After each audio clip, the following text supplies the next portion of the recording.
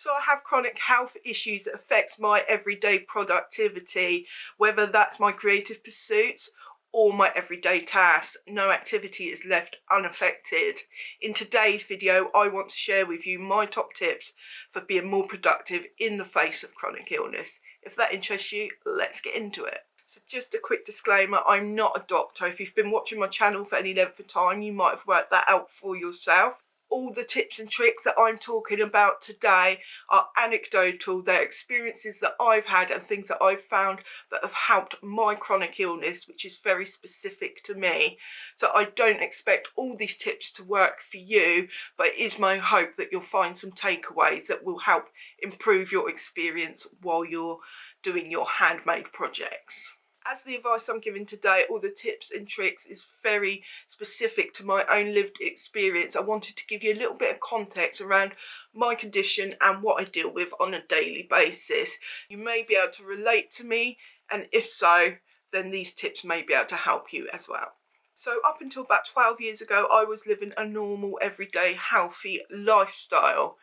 And then out of the blue, I developed a condition called ME. You might know it as chronic fatigue syndrome.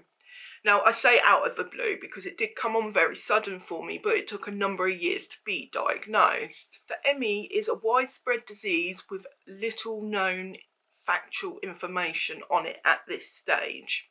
So here's a really good specific definition from the Centre of Disease Control in the USA. I will put links down below in case anyone is interested in reading up more on this condition. I will say when you Google the condition, you do have to be very careful because not all information is correct out there, but the links below will be helpful and are links that I know are true. So simply put, I have a non-24-hour circadian rhythm. This means that I sleep at different times of the day every day, so it gets a little bit later every day, and I have no way of controlling that or keeping a normal healthy sleep pattern. So it just goes right around the clock. Every 2 weeks I come full circle. I also have post-exercise fatigue, so this just means any activity, and that could be even just reading a book on a bad day or going for a long walk on a good day. I will be very fatigued the next day, so much so that I can't get out of bed. I also get widespread inflammation, so usually after exercise, but it could be after eating certain foods that my body doesn't agree with as well, that my whole body will feel like it's on fire, and that can also debilitate me in terms of getting about, moving about. So another main aspect of this condition is brain fog, so that's forgetting things or being confused or not remembering stuff. And also with all of these symptoms comes depression and low mood. So you can see I'm dealing with quite a lot there. It's not even everything because I'd be here all day listing everything. They're just the main things, but it is a fluctuating condition, and so that means some days are better than others. Some days I barely realise that I'm chronically ill, other days there's no escaping it. Anyway, this is all very dark. Let's put a lighter spin on it and talk about how sewing has really helped me. So about 7 years ago, I was wanting to find something to do with my hands because I was not able to work and I was going a little bit stir crazy at home. So I started trying different crafts. So I tried a range of things, including jewellery making, crochet. I was even making coasters for a while. Then I found sewing, and something about it just stuck. And I think it was partly the activity and partly the social interaction that I got. There's a fantastic sewing community attached to this hobby, as we all know. So it's been a bit of a rocky journey from learning to sew through to now in terms of my productivity, always wanting to do more than I do and coming to terms with the fact that I can do what I can do. There was a lot of learning along the way, and I want to cut some of that out for you if you're chronically ill. So let's get into my top tips. So my first tip for you is to make sure you pay attention to your nutrition and your hydration. This is something that I've been guilty of not doing for a long time, and now I'm being forced to, and I don't want you to get into that position. So in order to live your handmade life, it does take energy and resources to create the projects that we do create. And so if you take care of your nutrition and your hydration, then you're on the first step to success. So that means paying attention to your food sensitivities. So many people with chronic illness, myself included, have lots of food sensitivities. For example, I can't eat gluten or soya, or I'll be in bed for days. So pay attention to that. There's lots and lots of YouTube videos on this topic, so I won't go into details about that, but it's something for you to think about, and hydration as well. So the next tip I have to share with you is to plan out the activities you want to achieve ahead of time. I would say probably on a weekly basis, so maybe on a Sunday night you could write out everything you want to achieve that week. It might just be to spend half an hour sewing, or it might be to spend a day doing a project that means something to you. Whatever it is, if you plan it out, you can focus in your head that you need to do that. I know that when I plan stuff out, I achieve much more. When you have chronic illness, and actually even when you don't, but more so when you do, it is so important that you're realistic and honest with yourself about what you can achieve. By all means, put down the high amount that you think you can achieve, because you can always move things over to another day. But do be realistic, because otherwise you'll just get upset with yourself. And I know, because I've been there a million times. For me, I also have to limit the days that I go out, because if I go out, that's more activity than my body can cope with. So the following day, sometimes the following 2 days, I will be out of action, and that will set me back with my productivity a couple of days. So something I do is I plan in the days where I need to leave the house, and on those days I need to leave the house, I try to schedule all my outside appointments on the one day so I can get it done. Because otherwise, if I've got an appointment on Tuesday and I've got an appointment on Thursday, that's going to wipe out the whole week for me. Whereas if I set all my appointments on the Tuesday, I might be out of action on the Wednesday, maybe the Thursday, but I've got 5 good days. So the most important takeaway I have for you when you're planning your week out with chronic illness is you have to accept you need to be flexible. If you'd planned to do your project on Monday after work, but work exhausted you, do it Tuesday. It's not the end of the world. And I have to do that sometimes, even with planning my YouTube videos, because I have quite a lot of output for my YouTube videos. I have to constantly be doing them, but sometimes I just can't. So yesterday was a prime example. I was laid up yesterday and I had planned to do this video yesterday, and it had to wait till today. But no one died, did they? So it can wait, and there's no point being hard on yourself about it. So my next tip for you in being more productive with chronic illness is to work comfortably. And by that, I mean the furniture you use, your surroundings, to be set up exactly as you need them. So if you have the means, it might be worth buying a chair that is super comfortable for you. I know when I was in my job, they had purchased an ergonomic chair for me, quite an expensive one, and I was able to sit in that chair at work all day for 7 hours without any problems. But if I sit in a normal chair that my colleagues would use, then I would be in pain within 10 minutes. And so if you have the means, I would highly recommend you get an ergonomic chair that will fit your needs. I am in a chair now. It is ergonomic, but it's on the cheaper end because I had to get what I could afford, and I can work for longer than I could before on a normal chair. Another thing to consider is getting a table at waist height. So the table that I have does come up to my waist, and it makes so much difference when I'm cutting out fabric and even when I'm filming my projects on the go. It stopped all back pain, and it means that I can work for longer. And actually sometimes if sitting becomes uncomfortable for me, I'm able to stand up at the table and work on my laptop. So I think getting a taller table is really, really helpful. I got my table from IKEA.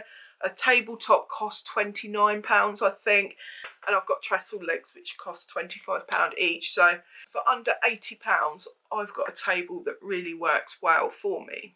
If you've got a table and it's just not tall enough, you could get some elephant legs for it.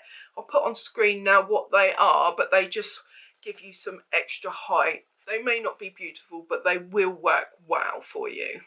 So in addition to that, as you can see, I've got my background here. So I've got my 2 sewing machines there, and just off camera here, I've got my serger, and then I've got my cutting table here, and my fabric here. So I've got my surroundings set up very specifically for me to be creating projects, and also for me to be filming. When I'm doing a project, I've got my table here, so I will put my pattern together there and cut my fabric out. Then I can just move a few inches over here. I've got my sewing machine and my serger, and I can do my sewing, and then I can move back and forwards to the table as I need to. Say I'm unpicking or I'm ironing. I've got a little ironing table which you would have seen on my previous video, which just sits on this table, so I don't have to get the big ironing board out if I don't want to. So I can create everything I want to create within this tiny little space here, and I do not have to move. So I probably moved back about 4 or 5 steps for the entire project. It's fantastic. And you know, I am in a small space, so that actually helps as well, that I haven't got too big a space to walk across. If there's a takeaway for you, is to set up your surroundings so it works best for you and your illness, so you know what you can achieve. And if you can set up your surroundings to work with that, you're going to have a much easier time and be more productive. So my next tip for you in order to be more productive with chronic illness is to pace yourself. Now, if you're new to your chronic illness, you may not understand yet the importance of pacing yourself, but it is so important. So if you can only be upright for 10 minutes, be upright for 8 minutes and then rest for another 10 minutes. I cannot emphasize how important this is. This is probably the most important tip or trick that I will have for you. It took me a long time to come to terms with the fact that I needed to pace and that I couldn't do everything all at once. But once I did come to terms with it, it made my life a lot easier. The main way it became easier is that I understood the more I paced, the more I could achieve. Now that might sound quite counterproductive, but it's not. So if you rest, you can achieve more, not just in the day that you're resting, but also in the days to come. Because if I had a list of things that I needed to do today and I did them all without resting, one, I wouldn't last the day. I'd probably last to about 1 p.m, 2 p.m, and then I'll be out for the count, not just for the rest of that day, but for another 2 days. But if I've got a list of things and I take regular breaks between each of the things and during the things as well, then at the end of the day, yes, I am worn out, but it means I can get up tomorrow and I can work as well, and I've got that sense of achieving. So don't worry if your project takes you 6 times as long as it does a healthy person to complete it. The important thing is that you enjoy the journey of making the thing and that sense of achievement you get at the end. How long it takes is completely irrelevant in my book. So leading on from pacing, in order to be more productive with chronic health, it's important that you rest when your body needs rest. So in addition to pacing, you might also need whole days where you just do nothing, and that is absolutely fine. I think we glamorize this whole thing of being busy, where the busier you are, the more productive person you are, the better person you are, and it's just not true. Now, luckily for me, I've got a tablet, so I can lay in bed and I can watch stuff, and I would highly recommend that you do that if you can. Some people with chronic illness, when they need to rest, they can't have any kind of anything messing with the senses, so they can't have lights shining on them, they can't have sounds, they can't see moving objects. It can be very disturbing, but thankfully I'm presently not that bad. I have been worse than I am, but I am now in quite a stable situation in terms of that. And so when I'm resting, when I'm having a rest day, I am able to watch YouTube videos. So I'll catch up on other sewing vloggers. I will do my research for my channel. I will educate myself on techniques that I didn't know how to do. There's so much you can do. I do most of that on YouTube. I also have a subscription to Skillshare. If you'd like a 2-month subscription for free, I've got a link down below. There's at the end of this month, they are removing that 2-month free, and it is reducing to 14 days, I think. But I can give you an affiliate link for that if you'd like 2 months for free. They have lots and lots of stuff on there. It's part entertainment, but part education as well. And that just makes me feel like my time isn't wasted when I'm laying in bed, even though it's not wasted anyway. I mean, it's highly valuable that you're laying in bed resting when your body tells you you need rest. Highly valuable. But it's funny how our brains operate.